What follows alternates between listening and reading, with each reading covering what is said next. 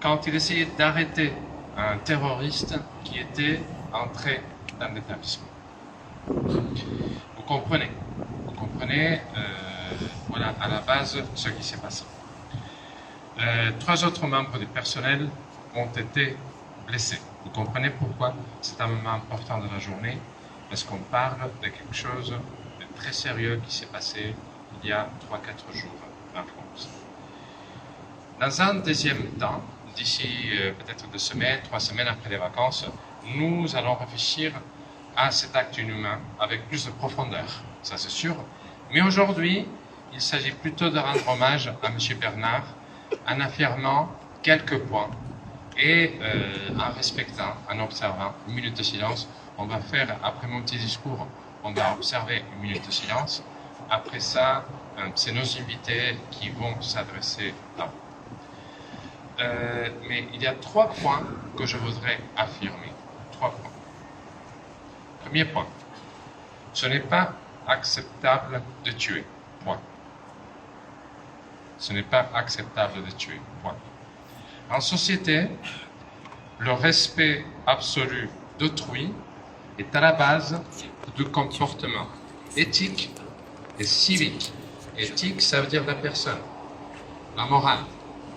Civique, ça veut dire le citoyen. Comment nous agissons dans la cité, dans la société.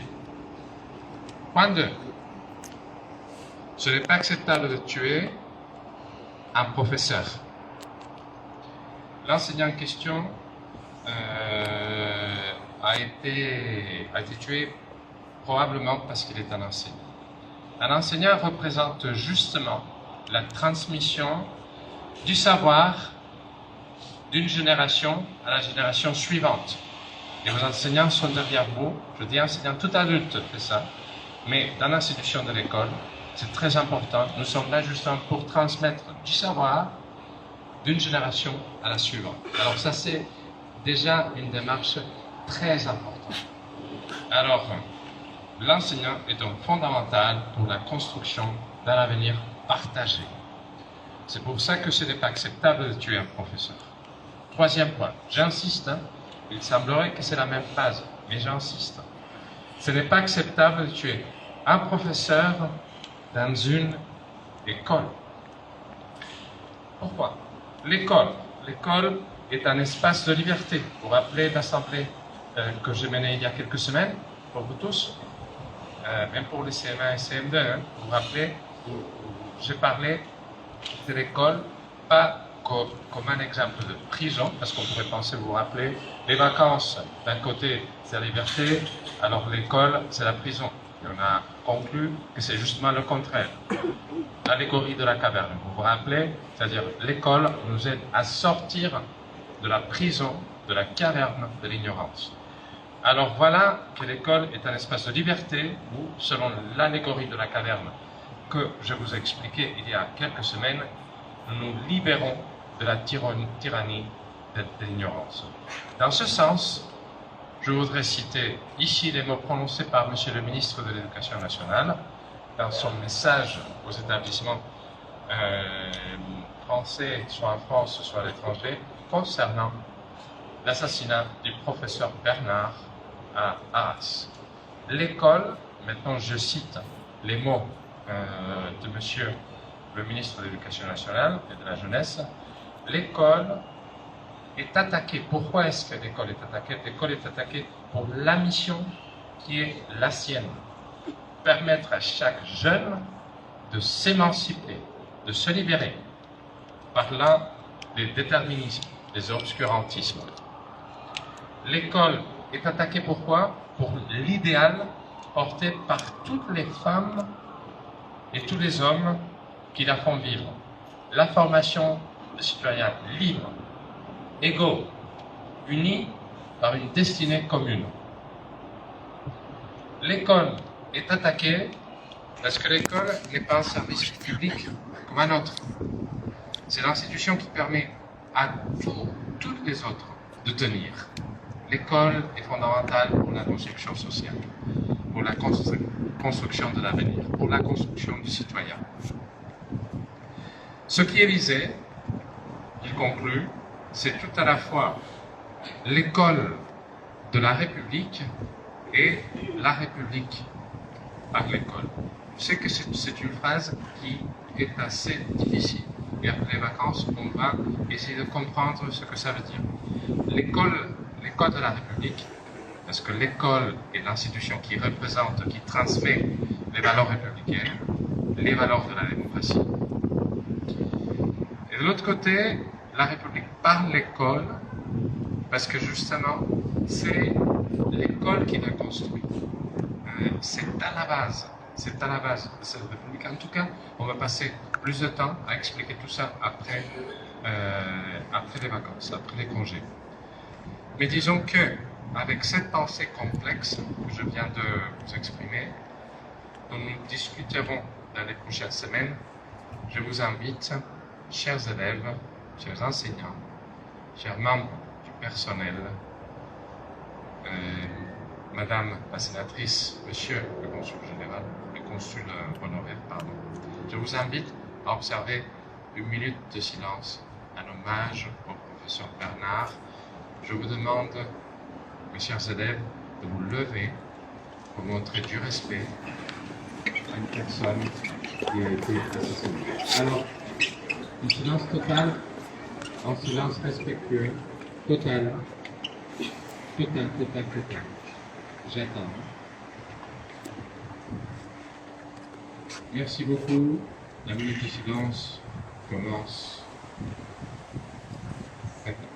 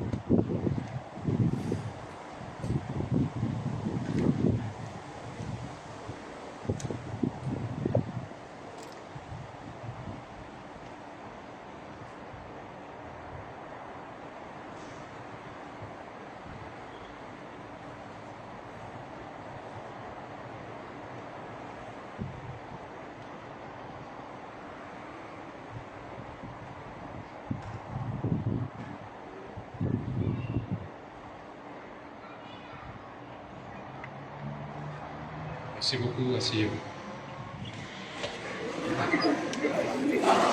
Silence. Écoutez.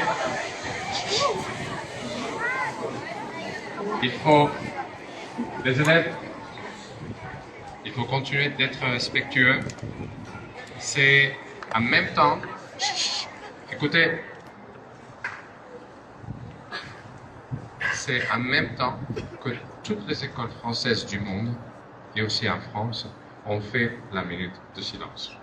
Alors ça c'est important, c'est un moment important pour nous tous, dont nous allons discuter après les vacances. Alors je cède la parole à Madame Casvonne, ancienne proviseure de l'école, et qui aujourd'hui représente la République en tant que sénatrice des Français établis hors de France. Merci Madame Casvonne.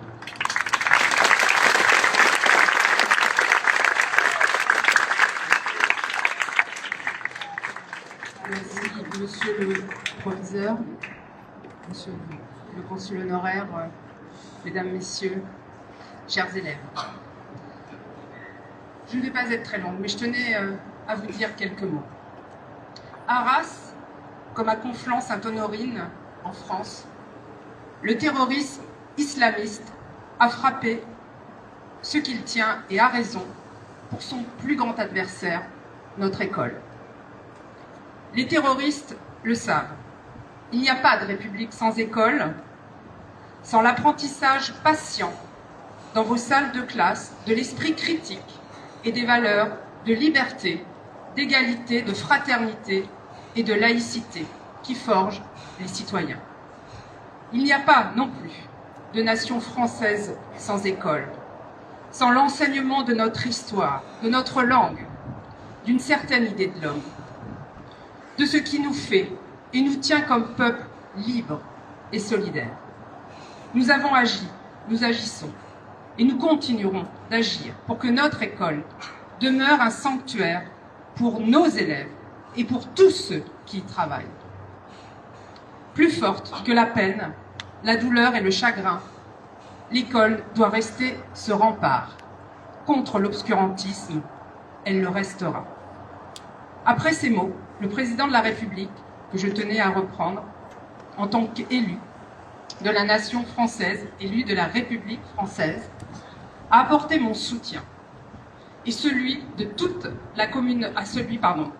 la nation à toute la communauté éducative et plus particulièrement aux professeurs et personnels de l'éducation, d'administration et de direction. L'école doit rester un lieu de paix, de partage, de respect et de rappel de l'histoire. L'histoire de France, l'histoire de l'Europe, l'histoire des civilisations et plus que jamais, l'histoire des démocraties. Restons unis, mais plus que jamais conscients que nous devons lutter et nous battre pour continuer de vivre dans des pays libres d'expression et de pensée. Mais cette liberté a un prix, notre courage, notre détermination individuelle et collective pour faire vivre plus que jamais cette liberté. Merci.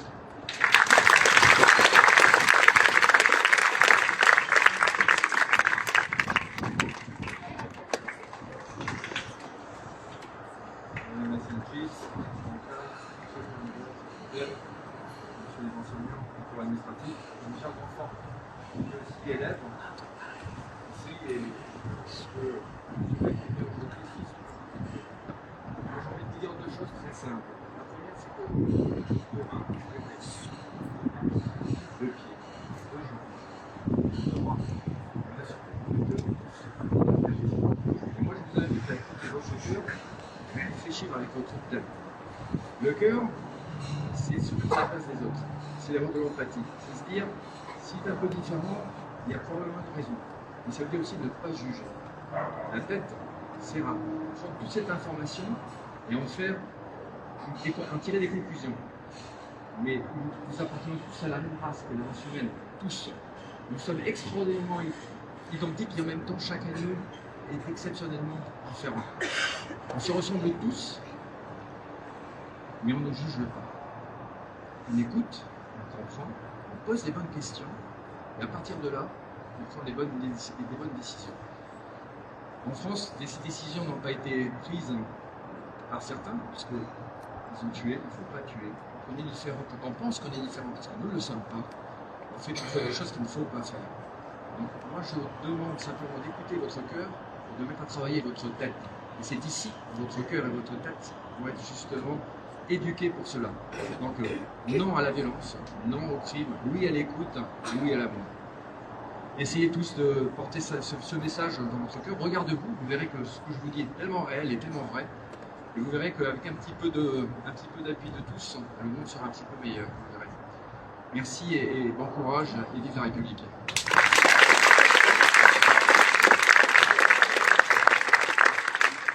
Merci beaucoup.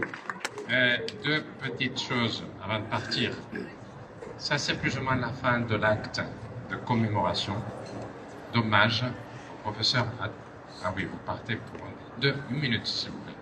Une petite minute. Je vais finir.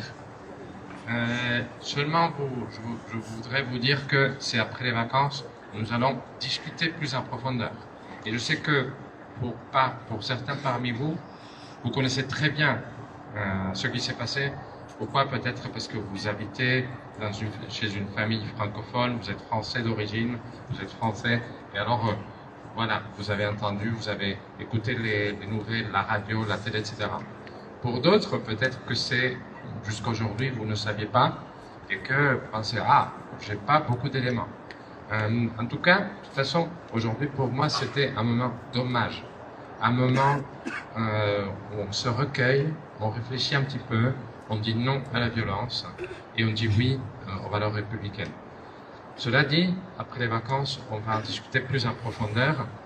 De toute façon, j'invite, maintenant je voudrais peut-être avec nos invités, nos chers invités, partager quelques moments dans une salle de classe avec peut-être les premières pour les terminales. Je sais que la plupart des terminales n'ont pas cours forcément cet après-midi. Mais si vous voulez déjà avoir un premier débat avec nous, une première rencontre, un premier échange, j'aimerais bien. Parce que je voudrais savoir ce que vous en pensez, comment vous avez vécu la situation. Alors, s'il y a des personnes qui veulent rester ici un petit peu pour dire je porte volontaire, je voudrais participer à un petit débat, très bien.